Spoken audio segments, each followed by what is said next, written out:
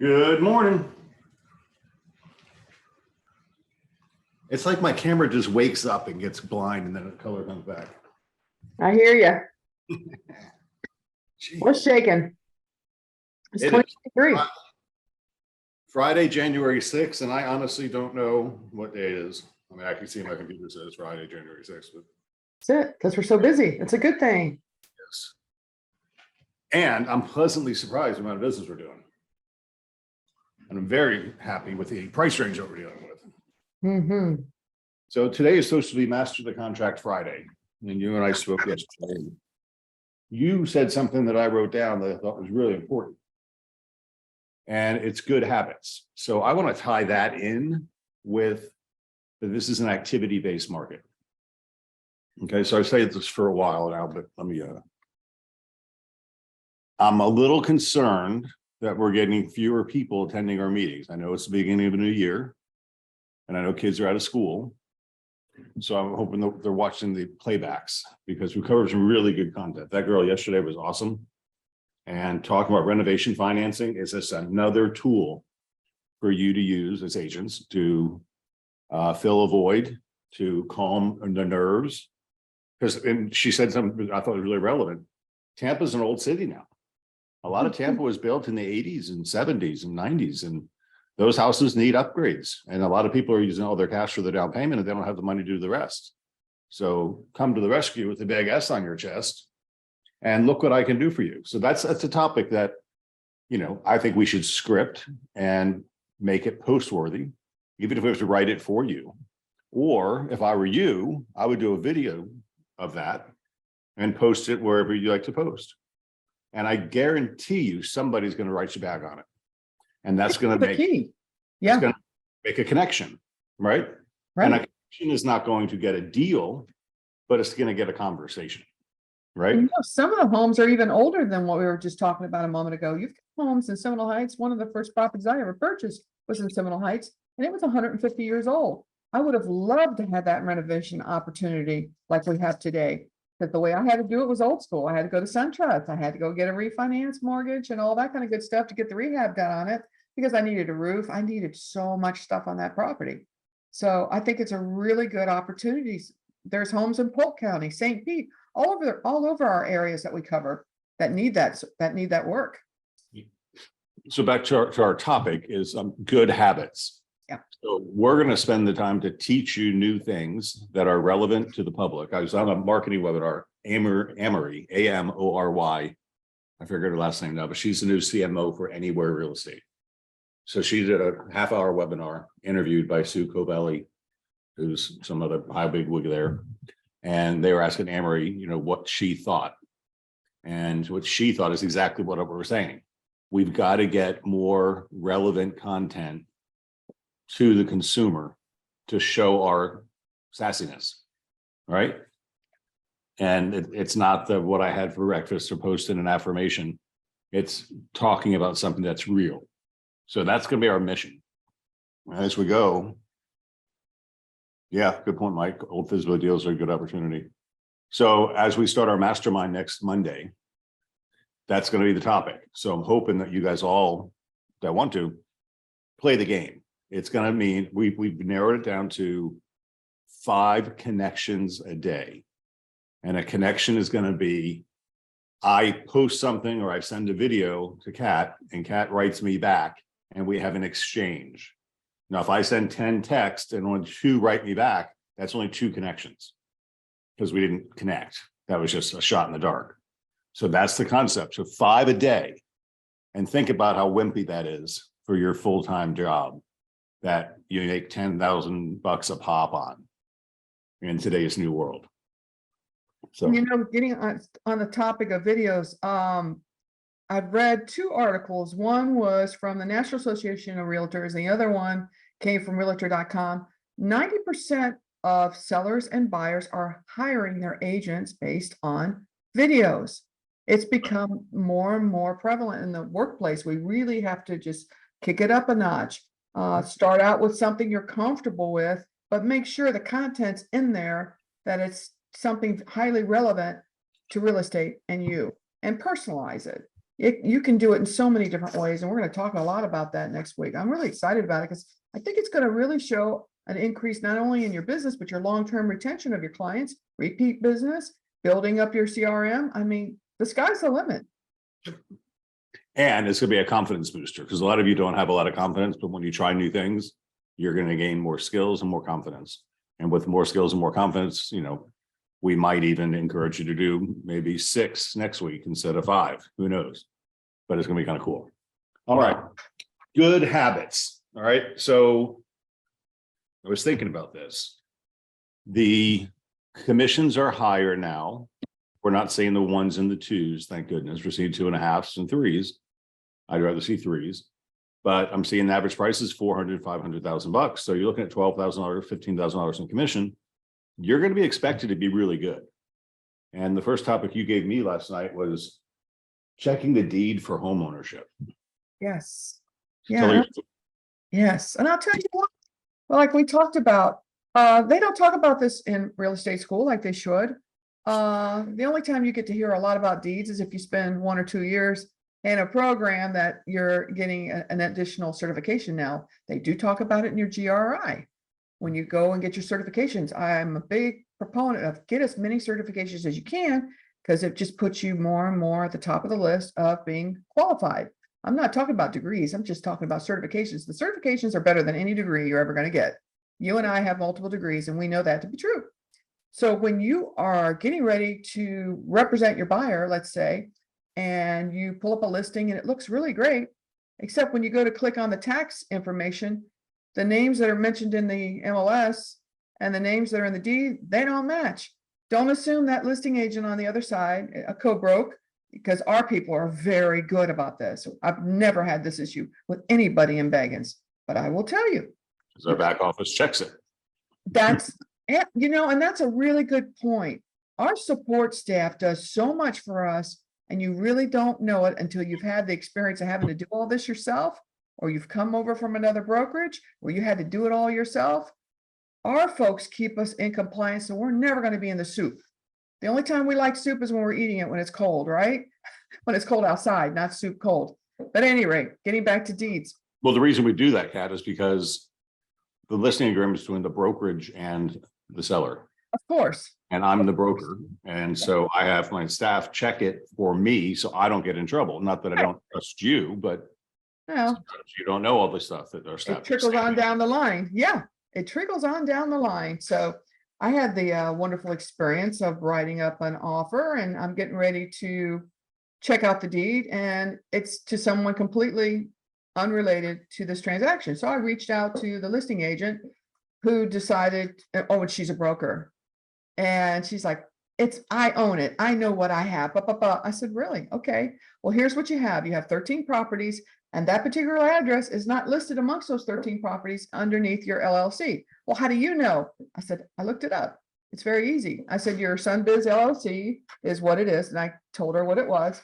And your deeds that are of record, because you do have to have them of record unless you haven't recently recorded the deed. Did you just buy this property, and is the deed in process of being recorded?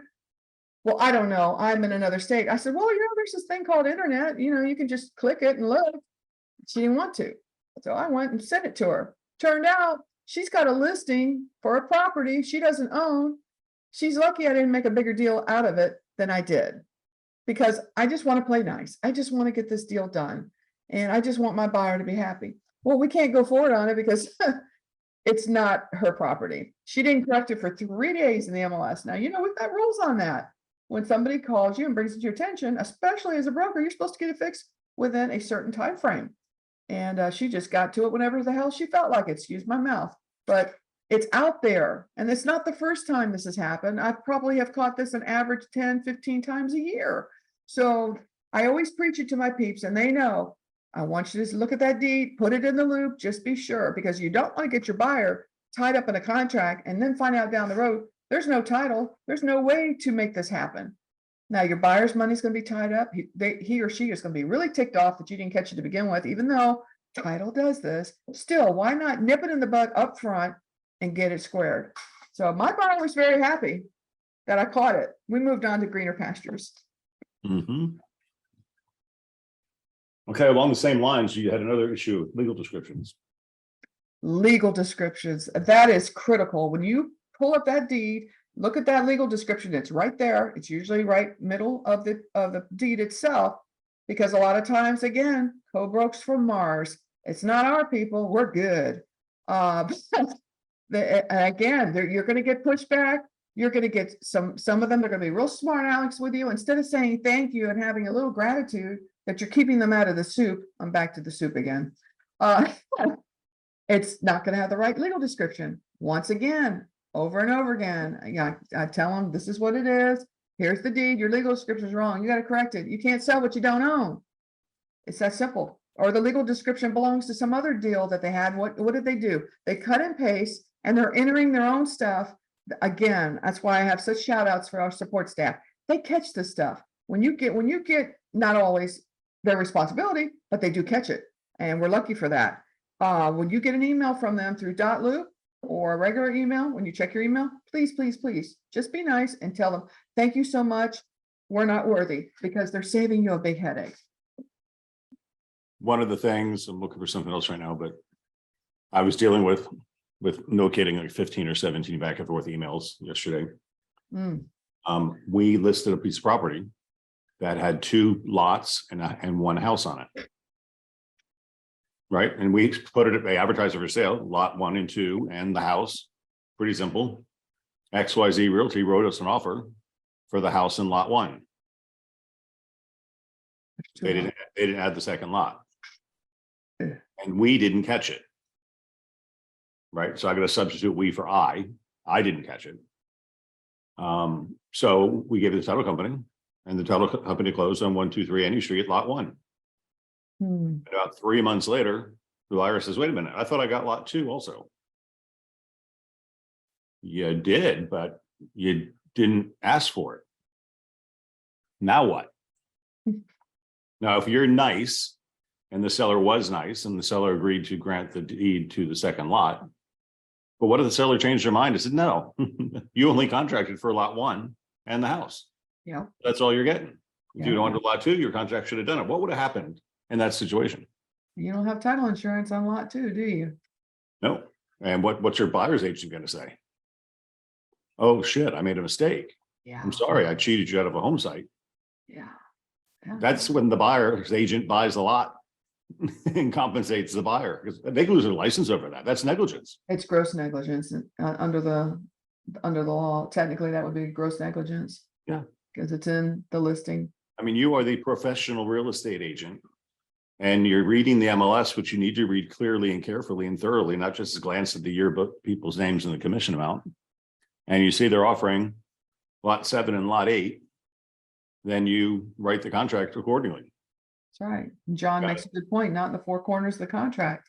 You know, something else concerning contracts, when we get the title commitment that comes over from title, and usually comes over fairly quickly, it comes in a PDF at the bottom of your email. Look at that. Make sure you look at that. I can't tell you how many times I've seen on title commitments that have come over 2, 3, 4 mortgages, and my sellers and I like to work with my sellers up front, making sure, hey, do you have copies of this? You have copies of that? And I like to do research to find out if they owe a bunch of money up front. I always get with them. Now, every now and then you're going to get a seller that for whatever reason is adamant that that mortgage was paid off, but you can't find it in public record, and neither can title. That situation happened to me on a property. It was a friend of a friend that referred these people to me, and we listed it fairly quickly. I didn't get a chance to really look at all the mortgages, even though I know title does that. I like to have a title search done up front. They didn't want to pay for that. I'm like, fine, I'm still going to go behind and look. Well, there was this mortgage hanging out there from 15 years ago. And I'll never forget my client, John, saying, I paid that. I said, go look around your paperwork. There's nothing in public record. Well, guess what? The seller never gave them a satisfaction of mortgage. Lucky for us, that seller was still alive because he had bought that house the old style way, friend of a friend, but they never did the satisfaction of mortgage and never recorded it. So yours truly got the 2 of them together, got that satisfaction of mortgage. I made sure it got recorded with the clerk of court, and then I brought a certified copy over to our title company. Now, I know those are extra steps you don't have to do, but my point of bringing this up is sometimes there's going to be something hanging in that title commitment do your due diligence, because I was able to get all this done way before closing. I would have hated to think that this popped up 5 days before closing, 10 days before closing, because what if Mr. Seller of the original property is no longer around? I mean, again, lucky for us, he was still alive. So we could get that satisfaction of mortgage filed. We've had those issues before, and what Yes. happened, let's say Mr. Seller had deceased. Oh, What do? You get a lawyer, and the lawyer does what's called a suit to quiet title. mhm. And it takes like 6 months because you have to advertise it to the public and the wait time and make sure nobody says they have a claim to it. And then if enough time goes by and the judge agrees, you could explain that better than I could. Then the suit to quiet title will grant them, a satisfaction of mortgage. Yeah, But- it's published, and they have to make sure enough days statutorily have passed. And then it gets set for hearing, and then you go before the court. I've gone in as an expert to help attorneys with issues like this, to go over the list of the title with them. And then you get the order signed, and if you've got a judge that's really quick and you're lucky, you'll get that order fairly quickly, like within 90 days. I used to do a lot of those in front of Judge Foster, who recently passed away. That's a huge loss to Hillsborough County, because Judge Foster used to just get those things processed fast. He understood real estate because his mother used to be a real estate agent. So when you've got judges like that who get it and they see you coming, they're like, okay, I know what she needs. Nice. I'm gonna miss him. But you don't terribly. want to go down that road. That's when your buyer, No, it's a lot of work. too much time. Wow, Joe said he had one that took a year. I can believe that, Joe. I can believe it, because not all courts understand the process. Here's what happens too, just a little bit of, just 5-second history. A lot of times you're gonna have judges that are rotated from criminal bench into civil bench, and they've had no civil background. This is very common in most districts throughout the US. So what ends up happening is that particular judge is gonna have to rely on their law clerk to do research for them and so forth. This is when things get clogged up, if you will. So I think our chief judge is doing a better job of not putting people into civil that don't know civil, but for years that was a huge problem. So that's just a little tidbit of history you may not know, and give you a little insider's view on these things. Yep. I also wrote down survey. In that case, I just thought, this is a real one, that we sold the house, we advertised the house with 2 lots, they wrote a contract with 1 lot, they closed on the house with 1 lot. The other lot's just sitting there. Long story short, the seller's gonna sign a quitclaim deed to the lot, to the buyer. But what's the title insurance company not have? They're Certainly. not gonna insure that property. Nope. So the buyer's really a little bit damaged, and Yeah. their agent is at sufferance. They're either wrong. But they lucked out.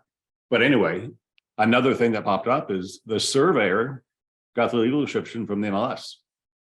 When the surveyor surveyed the property, he surveyed the house in both lots. So another opportunity to catch a mistake, and it Yeah. wasn't. So we're talking about good habits, right? Yeah, There's just so many things that can go wrong. And, we sometimes take it for granted. We get the contract done and we don't do much else with it. But you are the responsible party. And that's why I think you learn so much attending these classes, because you're seeing real life examples of what really does happen and things you can prevent. and getting the benefit of your experience of many, many years of being in this business, it's really, really a rare gem to be able to have that at your fingertips, because most brokerages don't. Most of the time, you're just tossed to the wind. So please, please, please take advantage, pick everybody's brains. There's so many people here, your management team, your broker that is willing, able, and ready to always help you. If you're in a jam, don't be embarrassed, because we all make mistakes. Trust me, Yes, we we all do. started new, and it's not a finger pointing competition, and it's not a hate fest. We want to always bring you up to get you the very highest level. You make a mistake, fine, we're going to defend you no matter what. And then behind the scenes, we're saying, okay, here's what you can do better. But always we have your back. Yep. Regina, right? That's why they tell you to bring the judge to the law. It's It's true. Every time my lawyer's ever gone in front of the judge, it's judge, here's the case that says what I'm saying. That's right. And you give a Right. copy to the I'm like, opposing really? judge. Does the judge know that? But Yeah, but a lot of times the judges won't know the most recent case, and they won't have the most recent decisions because they're so busy dealing with a heavy docket of 100 plus cases a day. This is why the system it's so difficult if you don't have someone who's very well prepared ahead of time going in with you. So that's what we do. And that's both of us here and all our other managers, we're here to help you. If you need something and you're stuck, we're gonna get you unstuck, get you off that ledge. And here's one that's near and dear to my heart, and I don't understand it, and you guys don't follow my lead on this, but out of area contracts. I mean, some of you have driven to Orlando or driven to Miami, Daytona Beach or Miami, and you're doing business there. I don't know how you do it. mean- lockbox issues too. All those issues. Yeah, But more important, than Miami-Dade's got a whole different title system than the rest of the state of Florida. yeah, they do. They do. Look at They the do. difference between Indian Rocks Beach and Madeira Beach. Yeah. Right? How do you know the difference between North Miami Beach and Miami Beach? Or how do you know, or Ormond Beach or Pensacola? Or Yeah. You're licensed to sell in Florida. So when people come to me, my advice is refer it out at all Yeah. times. Ashley, if you're on, you'll like me saying that. At all times. But Yeah. if you insist on doing something out of the area, I would insist that you drive your ass up there and go learn something about it and then show the buyer. There's Agreed. so many mistakes you can make. Special assessments and things you're not familiar with their county websites and everything else that goes on with that. Yeah, So talking about good habits is know your market that you're dealing in. Yeah. So, and if you don't know the market, then learn the market, and you're going to take the responsibility of representing a client in that market. and permit issues too are different from county to county. There they are. Some counties they've got a litany list of 999 things that in the county that you're familiar with doesn't, but in that other county it does. So that's another area. Ashley is on. Oh, yes, begging referrals. Yes, it's so. I mean, do y'all know that Temple Terrace is not in Hillsborough County? Well, it is in Hillsborough County, but it's actually its own city. It's yeah, it's got a different incorporation too. City of Tampa has totally different rules than Hillsborough County. Big Pinellas time. County- Pinellas County is amazing because was it 27 different cities along the Gulf Beaches? They all have a different mayor and different rules and different assessments and different everything. And ordinances are really crazy. I mean, insane to be responsible for understanding those ordinances. And I bring that up because what if you're showing a client some beachfront property down in Miami and he's got a plan on putting a bar there? What if you Yep. tell that client, oh yeah, this is perfect for a build out, blah, blah, blah. I talked to the county and they said it's fine. Well, you didn't go far enough. What about all the other? You know, Longboat Key has two counties, Longboat Key is Yeah. part Manatee County and part Sarasota County. Mm-hmm, mm-hmm. So which one are you gonna look Real at? dicey. There's just different things. So this is about good habits. Lauren says, also make sure you call the Board of Realtors for the area to get reciprocity for super access. Right Lakeland on, is its Lauren. own entity from Polk County, so you need both. Citrus County is in its own world as well. Yeah, and nowadays, you're being kind of squeezed out of the local markets that we know because the prices are so high. We still have $250,000 buyers. We just don't have any $250,000 houses. So you have to go, you're finding you guys are going out to Wildwood and you're going out to Lakeland and you're going out to places to get the lesser expensive homes. Mhm. Because that's where the people can afford. They can't be in Tampa anymore. Yeah, I know I'm talking about Tampa, but the whole market as a whole, you're going further and further away yeah, just to find houses if you're doing a buyer. same thing. Northport, Punta Gorda. I mean, we keep going, going, going. Yeah, Venice, sure. Venice. Boy, Venice is not a sleepy little town anymore. It is booming. oh yeah. A lot of development. Yeah. Yeah. It's just like And when the- you're working in different states, like I have to have my Supra on my phone and my iPad for a different Supra because you can't use the same Super key box on one entity when you're working from state to state, when you're licensed in state to state. So it's a real trip walking around with an iPad to get into a house up there. I can't use it. And I Yeah. just know this personally. I've got a lot of broker friends that have been calling me saying, hey, I've got my agent up here in Ohio, but they got their license in Florida. Will you hold their license? And I usually say yes. But we're seeing a lot of that. Oh, yeah. You're gonna have out of town agents trying to learn the market in town from out of town. That's right. So that's gonna be a big change because everybody thinks Florida is the hot place. Well, it's a great place. You just have to understand the terrain. you mentioned transaction coordinators, and I want to talk about that because Yes. I Yes. love the transaction coordinators. I think, as an executive, I have a lot of coordination help doing what I do. Right? And Absolutely. saying in business school is either you have an assistant or you are the assistant. That's right. So that goes for you too. But just because you have a transaction coordinator does not resolve you from the obligation of making sure everything's done right. Correct. Right? So you got to double check. They're like your people. Well, it's really a wonderful, wonderful thing that we have this because first of all, they're going to set up your critical timelines. They're going to have it automated on your phone. I mean, not your phone, on your calendar, which I look at my phone so much for my calendar. That's why I keep saying that. You have that list. You can either, if you still use files, you can pop it in your file and check things off as you go along. I still use files. I use a little system with the critical timeline because for me, I don't want to find myself in a rock and a hard place. And there are certain months, as we well know, that have shorter days than others. And I will tell you, Chrissy helped me big time last year. I had a contract in January and I forgot about a couple of holidays that were in there. Thank God she had it on the critical timeline because you're going to be short on your closing time, right? What, 28 days or whatever it is, February, whatever it is. And talking about critical timeline, sorry, I need another coffee. We probably should pull it up on .loop and take a look. We're going to do that. Yeah. All right. So my point is, and it happens the other way too. Maybe Chrissy makes a mistake. And Never. No, I'm just kidding. She's great. my point is, you're not absolved from the responsibility. It's true. And you're the real estate licensee. So I want to put that out there too. So yes, our next topic is critical date timeline. So I'm going to share the screen. That's good. And where do we find the Everything.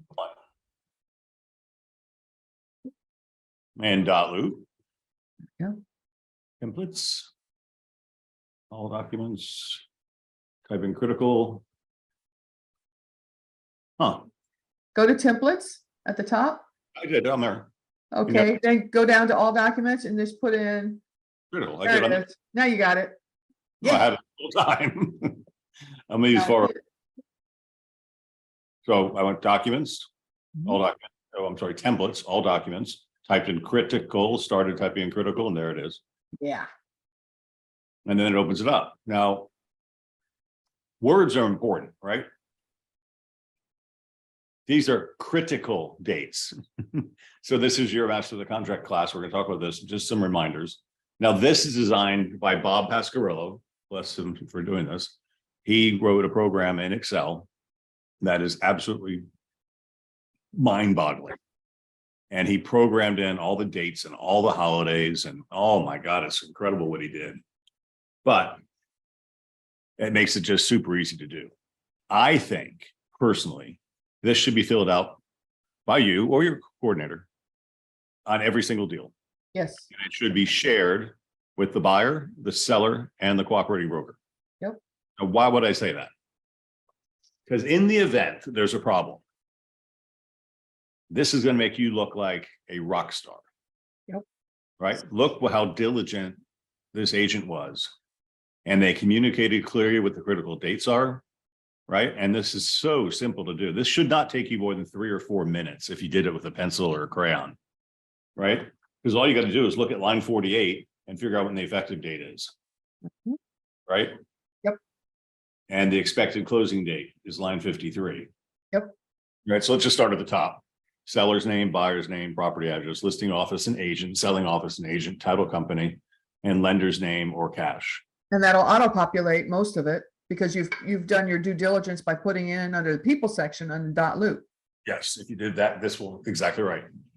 All right. So that's just a good thing for everybody to know. If we need something, where do we go to? Because how often do you get down the pike and you don't know something and it's all here.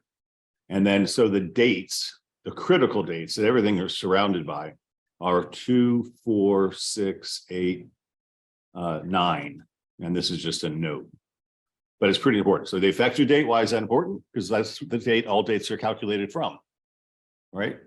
And the time for acceptance is not the same as the effective date. Right. Right. Right.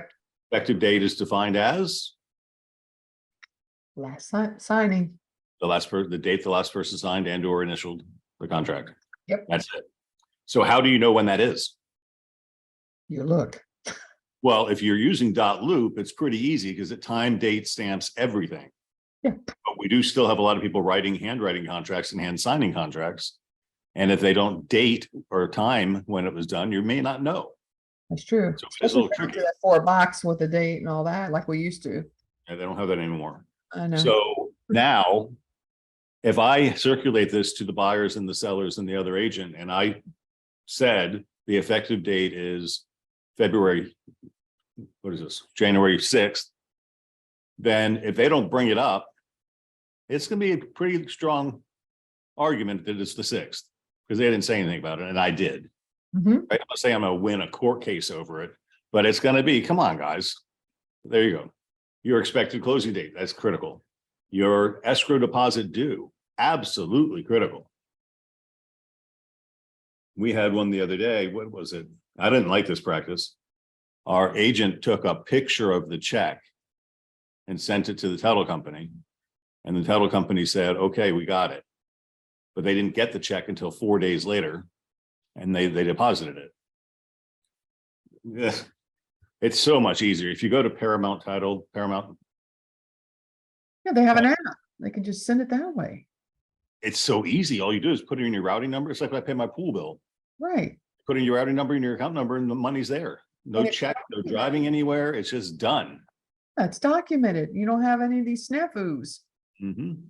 And then escrow deposit amount. That's not a date, but just to put it there. Additional deposits due. You know me, I'm always telling you, don't ever doubt me. Put a small deposit up front, Right. put a much bigger meaningful deposit on the day after the inspection period. Spot Because on. that deposit is totally at risk during the inspection period anyway. Right. So don't tie up our buyer's money. Giving the seller a chance to argue with them. Take a little bit of money, put it there, put the real money down the day after the inspection report. And any good agent's going to know that's the only time it's valuable anyway, because it's totally cancelable with the money, totally refundable until after the inspection period, That's right. right? So additional due, additional deposit amount, loan applications due. Is that important? Yeah. Yes, because it have to have, you have to use skill, care, and diligence and good faith. Oh. So you have to have your loan application due date. Then you have your loan approval date. That's the critical one. Oh, yes. I get questions around this. They come around about in different ways. But there was a good agent yesterday who said,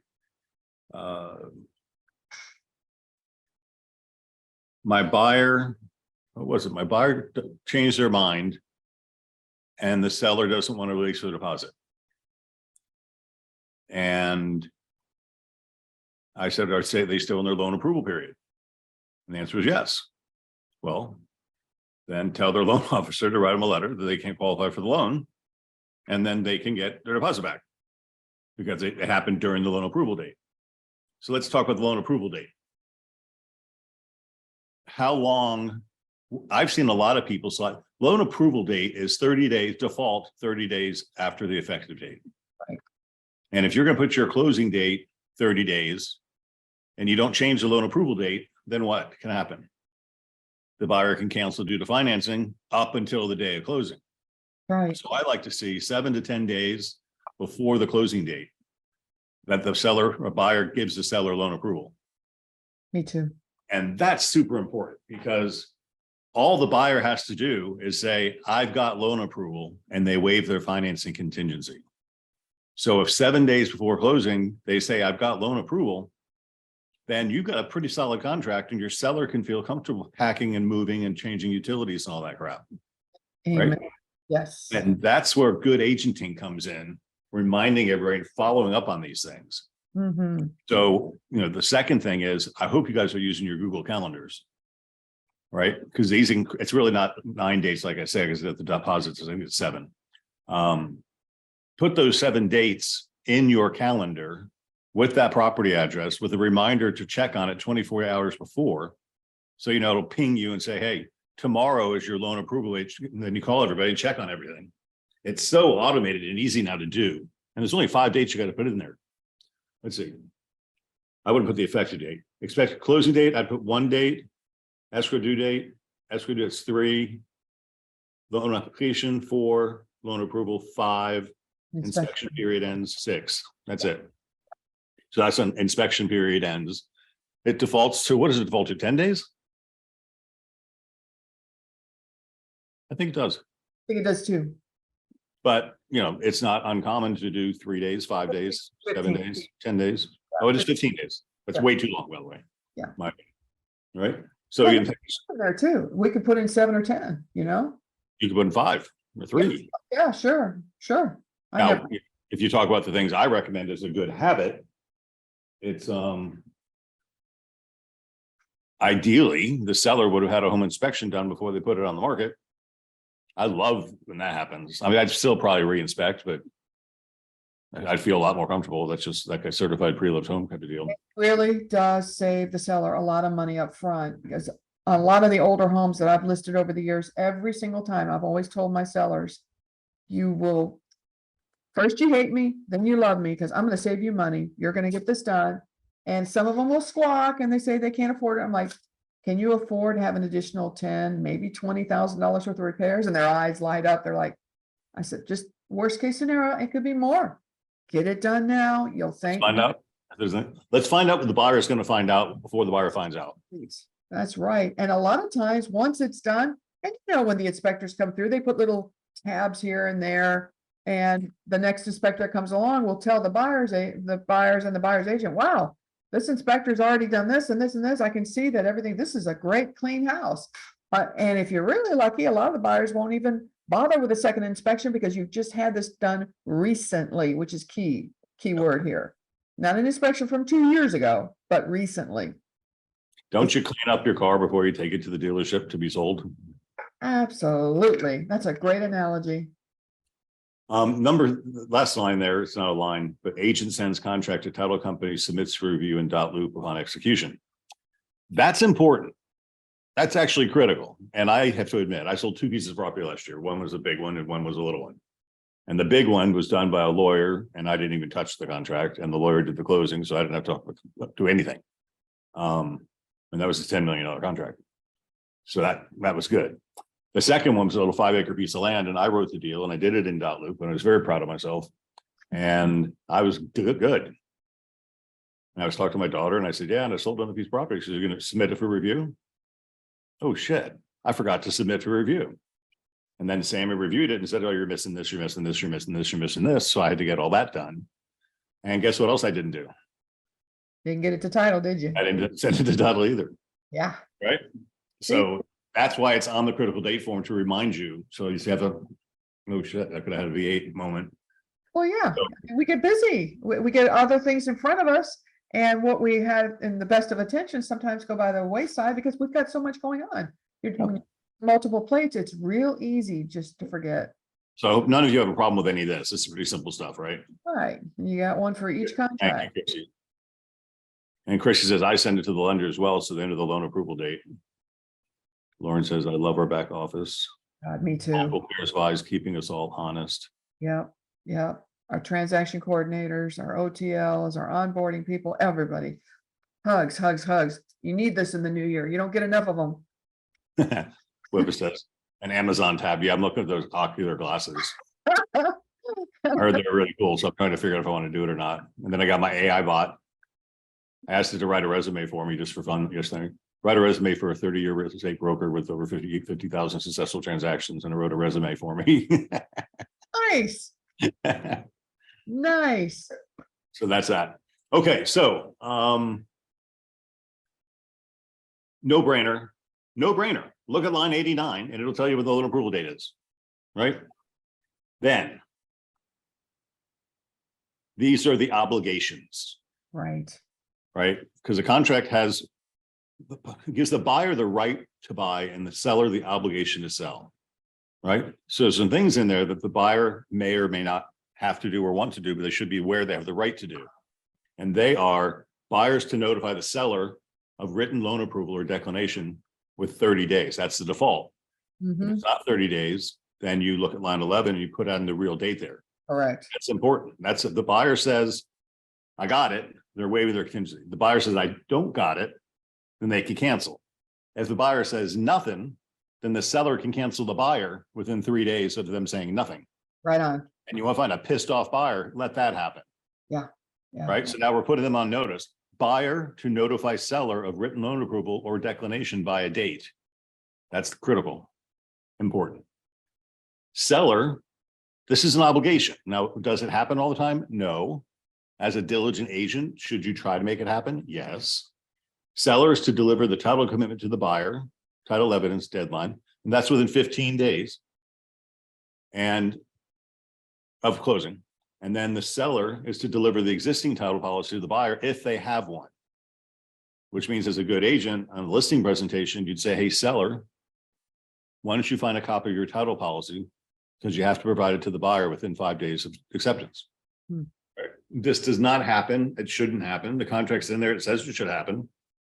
But, and this would be a reminder for you, hey, seller, agent, please get me a copy of the seller's existing title policy because it's an obligation in the contract. Then buyer has to perform a survey, has the right to perform a survey. The seller has to deliver his existing survey to the buyer within so many days. I think it's 5 days. And then the buyer notifies the seller if there's any survey defects. Now I want to jump in on surveys for just a second. Mhm. Times you're going to get co-brokes that are going to want your sellers to do an affidavit certifying that there's been no changes to the property, blah, blah, blah. I am totally against that. And I'll tell you why. Our sellers, not surveyors. What if there's something that was on the land that they've owned forever and they didn't know about it, like a hidden well? What if Or the neighbor put something in the wrong place? oil drums? I can't tell you how many times I've had to fight people on this over and over and over again. But if a buyer needs to go get their survey, that's on them. My seller is not a surveyor. And I've gone round and around with co-brokes on this because they want to save money and they don't care if your seller's on the hook. These people are not your friends. This is business. So I know my neighbor across the line, he put a golf cart path around his house. So you can drive from the garage to the back to the dock. And that damn thing touches my fence. It's a paver sidewalk. yeah. Golf cart path. And I know he's violated it. Mm. Okay, flood insurance. This is a big one, guys. I'm telling you, I talked to my flood insurance expert. I talked to NAR's flood insurance lobbyist guy, Austin, whatever his name is, and he hooked me with this hotshot insurance agent who owns a brokerage in South Carolina. And I talked to her yesterday, and I'm not trying to scare you because she said it's actually not as bad as she thought it was going to be, which is good. But she was actually hired by FEMA to advise on what to do. So I got a really good contact at the department. So this one here, I told you, I had an insurance agent give me a quote for flood as a brand new policy. And it was $10,500. That's a lot of money. Right? It's almost $1,000 a month for flood insurance. I'm paying $1,000 a year in flood insurance right now. But this flood insurance clause says buyers to verify the flood insurance eligibility and they have the right to cancel. So point that out to them and get them with a good insurance agency. And that's a tough one. I'm going to recommend Florida Best Quote because they're a huge company and they got a lot of carriers. They're very good. Your firm is an acronym for the flood insurance rate map. The firm date, you have to know the firm date, like in the beaches is 1976 and Hillsborough County, it's 1980. Yeah. So if it's built before 1980, the standards were less and it's called pre-firm. And the pre-firm houses, it used to be we were rated on base flood elevation. Now we're rated on proximity to water. And all of our waterfront homes are pretty close to water because they're waterfront, right? So I got off easy because I shopped a third-party carrier, not FEMA. And they said, Craig, your house is so high based on your elevation certificate. We'll take the risk. It's $650 a year. But if I want to do it, that's a third party. I've had the same third party quote houses that are pre-firm and their rates are as high as a non-accredited. The third parties were the same price or more than FEMA policies. So your buyers are going to get some shocks, and I think it's sad because I wrote down on my notes here. Insurance and taxes are going to create foreclosures. It's crazy. More insurers are pulling out of Florida now, which is pushing everybody into Citizens, which is this insurer of last resort. So they're charging a lot of money for houses to insure. So buyers could qualify for as much house as they possibly can. And when they get a flood insurance bill that's $4,000 a year higher, that's almost $500 a month. And then they get an insurance bill that's $3,000 more, $700 or $800 a month more than they qualified for. It's going to create some hurting. Yeah. Right. Yeah. And then the other thing that's just on my mind right now, I was talking to a loan officer the other day, and I said, how are you qualifying buyers with their insurance or their taxes, is what I said. Because that's a shocker now. You know, we're selling these houses that people have been in for 10 or 15 years, and they've had a cap on their taxes. And now the houses have literally doubled. So when the house gets reassessed this year, it's going to be a lot bigger taxes. So let's say your grandfather in at $3,000 or $4,000 a year, and all of a sudden it goes to $7,000 or $8,000 a year, which is going to happen on a moderate house. Well, if they're not escrowing for the $7,000 or $8,000 a year, what's the buyer going to do? He's got to go into his pocket to pull out the difference to pay it off. And then his payments for the next years are going to be compounded because he's got to pay double the tax rate that was being escrowed. So it's a wham, wham. Give me a check and I want you to pay me $400 a month more for your mortgage payment now. And if they can't do that, they're going to be in trouble. 3 months in arrears and you get those pendants. Right. And the only way to solve it is to pay it off, which means they got to go refinance. Now it's not a foreclosure, like they're not gonna get equity. They're gonna have to sell the house. Right. So that's why I'm telling all of our agents to start looking for and remind the 30-day, 60-day, and 90-day lates. Let's go find these people because they don't want a foreclosure. That's going to destroy their credit. They might have to sell their house to avoid getting foreclosed on, or work out something else with a lender, or get a home equity line of credit or something to pay off the difference or whatever. But if they get 30, 60, 90 days late, you can become a hero. You might not get a listing out of it, but you're going to become a hero. Well, you'll get referrals out of it because you got them back on track and you were honest with them. So you've built relationship. And in this business of real estate, what do we work off of each and every day? Relationships. Yep. So this is one more relationship. This is one more person that's going to refer you and you'll be top of mind. That might be a topic for the mastermind next week too. Absolutely. All right, home inspection. Buyer's inspector conducts a home inspection. Right? On an as-is contract, it really doesn't matter because we don't care what your inspection says. It's just for your information only. Although you might try to negotiate with me, and I'm going to tell you to pound salt personally. But personally, I would have had the house inspected before I put it on the market, so I wouldn't have any surprises anyway. Right. That's too smart. WDO inspection. You need a termite inspection. Bank's going to require it. And if they're paying cash, should they get a WDO wood destroying organism inspection? Yes. Why wouldn't you? I want to know if there's termites. It's not a big deal. It's usually $700, $800 to 10 a house and problem solved. Permits. Buyer may conduct search for open permits. Now that's not included in the title search. You got to pay the title company extra if you want that done. And please don't be the agent who does it for the customer. Because if you miss something and you got, what's it called? Culpable negligence. Yeah. You missed it. And it's not a scope of your business. That's right. So, You don't want that. tell the title company you wanted them to do a permit search and Yeah. utility search. Yep. Because there's other things that can happen. Sometimes the seller leaves or doesn't pay the utility bills. Or water bill stays open and they don't pay it. They're asked to pay it at closing, but if you don't know about it, you don't know to ask. And then the walkthrough inspection is a date to be calendared because that should be the day before closing. Right. And then this is a debate, and you can answer it for me, Kat. Why would we give them knowledge about delays? For potential issues that could come up. We went through how many hurricanes last year? 2, 3. Wait, at least 3 named storms. Yeah.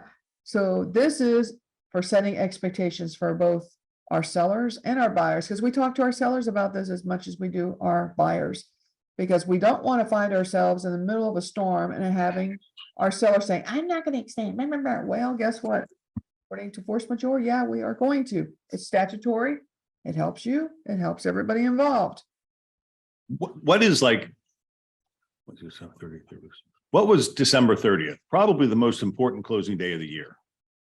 Right? And a lot of people write their contracts to close on December 30th, because that was the last Friday of the year, and Saturday was the 30th, and Sunday was 31st, or back vice versa, whatever it was. Right, right, 31st is the first, Saturday is the 31st, and Sunday was the first. right. So if you put your closing on the 30th and you think that's a drop dead closing date, well, up to 7 days due to Consumer Financial Protection Bureau, CFPB, if the bank has a problem, Right, which we had one of these recently, and they go dissolvent, they can extend the closing. So if you extend, you miss that December 30th closing, there's an automatic extension of possibility, then you're not closing this year. You're Right. going to get homestead for 2024, not 2023. So that's a problem. that's It huge. was 7 days after force majeure, but no more than 30 days beyond the closing date. So if there was a recent storm or act of God, which there could be, you could have a delay. So I'm not telling you 100% you're going to close this year. And then if the seller fails to timely deliver the title equipment to the buyer, there's up to 5 days extension. Correct. That's a little nifty trick when you're the buyer's agent, right? Because remember up here it says title inspection, title evidence, Right. seller to deliver commitment to buyer within 15 days of closing. Mhm. If they don't do that, they can get up to 5 days extension. Now, this is totally unrelated, but so my buyer needs a little extension. And the seller says, no, I'm not giving you an extension. Give me an additional $10,000. You say, let me go back to the contract. Oh, I noticed you never delivered title commitment until last week.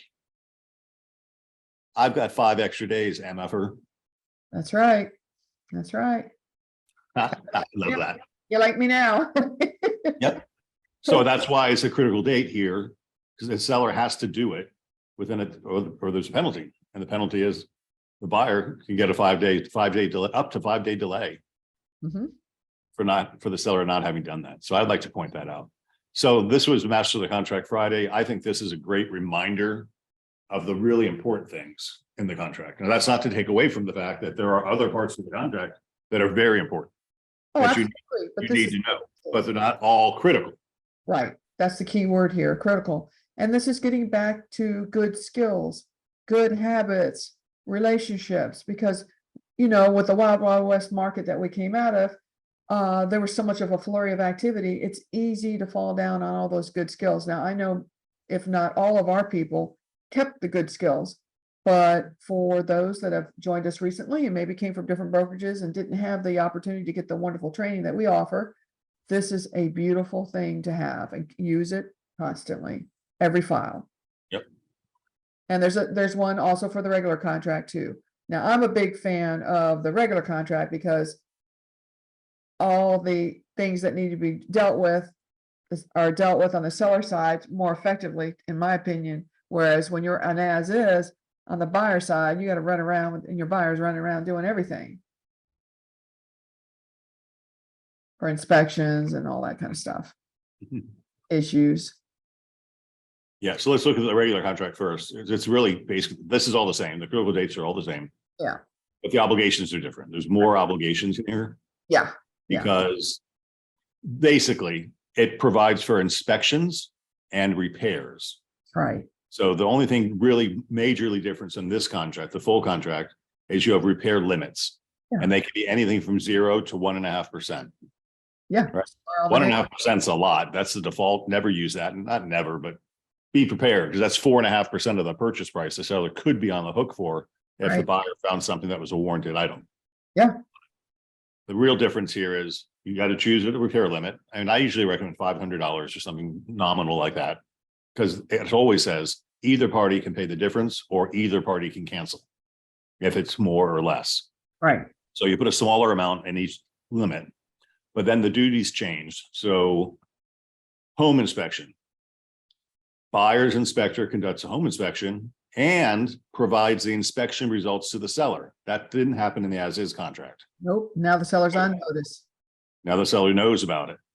And then the seller either has to make the repairs or provide the cost of the repairs to the buyer within 10 days of receipt. So the seller has work to do now, That's right. right? So the seller, if it says, the AC is bad, you got to get an AC guy out, you got to figure out how much it costs. If it's only $300, the seller has to fix it. If it's $600, either party can pay or either party can cancel or either party can pay the difference. So the sellers will say, I'll pay $500, but I'm not paying 600. Then the buyer can say, well, I'm canceling, or the buyer can say, don't worry, I'll pay the extra $100. Sure. And it keeps the deal going. So that's kind of how that works. And there's three areas. It's the survey, it's the home inspection, the warranted items, the home inspection, termites, WDO, and permits. Yep. Permits, the seller has to rectify open permits up to the repair limit. And the seller has to do the work. The seller has to do no work on the as-is contract. So there are bits and pieces of both contracts that have benefits, Mhm. but this one keeps deals together better, That's why I like it. but it's a little more work. So let's see what chat says.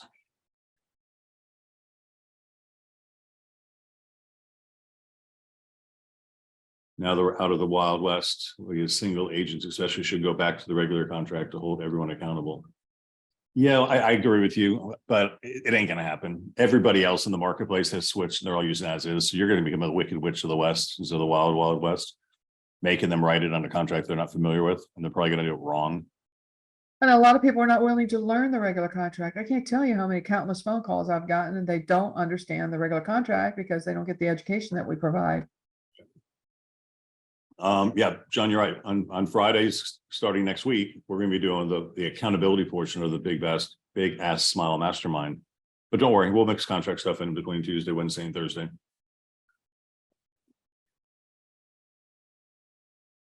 Yeah, and by sharing this information, Lauren said, puts the onus on the buyer too. Hey, buyer, maybe I didn't remind you, but I told you. You signed a contract that said, and I gave you a summary of the contract that you signed said. So Yeah. you don't have to throw me to the wolves by myself. No, it's a great CYA tool. I'm all about documentation of accountability, and I think this is just one more feather in your cap. And I know it's a little more work. I'm sorry, but honestly, most of you are not writing a contract a week or receiving a contract a week, because I just got the final summary production reports. And I think we only had a couple agents do over 40 transactions last year, which is a lot of transactions, but one a week would be 52. Right. So if you got to spend an extra 4 minutes on a contract to write out the critical dates, and it's less than one a week, it's really not that big of an ask, and it will save your ass. So it's not a big ask, but it's going to save your hiney. Yeah, it becomes a habit. And how many days does it take to develop a new habit? 21 days. Make it a new habit, a new healthy habit, along with all our other resolutions we've made this year. All right, I got a 9:30 Zoom I got to jump on, and I want to go to the restroom. So we're going to call it a day. It's 9:28. Kathleen, thank you very much. I love doing these classes with you. It was fun. And I hope you all got something out of it today. Thank you very much. Always. Have an awesome day, guys.